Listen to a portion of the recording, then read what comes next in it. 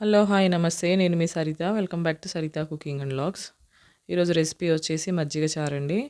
ఇప్పుడున్న ఈ చల్లటి వాతావరణానికి అయితే చల్లటి పెరుగు తినే బదులు ఇలా మజ్జిగ చారు చేసుకోవడమే ఆరోగ్యానికి చాలా మంచిది. సో, 5 నిమిషాల్లో అయిపోయి మజ్జిగ చారు ఎలా చేయాలో చూపిస్తాను. టేస్ట్ బావుంటది. అలానే సింపుల్‌గా అయిపోతదండి.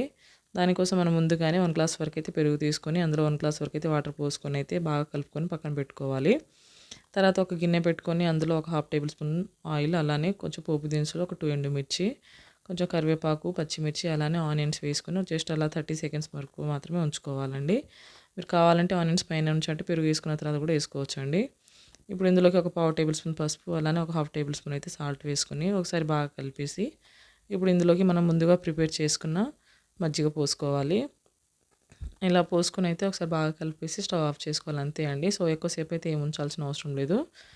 సో, ఇలా చేసుకున్న తర్వాత బాగా కలుపుకొని ఇప్పుడు ఇందులో లాస్ట్‌లోకి అయితే కొంచెం కొత్తిమీర వేసుకోవాలి, అంతే అండి. సింపుల్‌గా అయిపోతుంది. టేస్ట్ కూడా చాలా బావుంటది. చల్లటి పెరుగు తినే బదులు ఒకసారి ఇలా ట్రై చేసి చూడండి.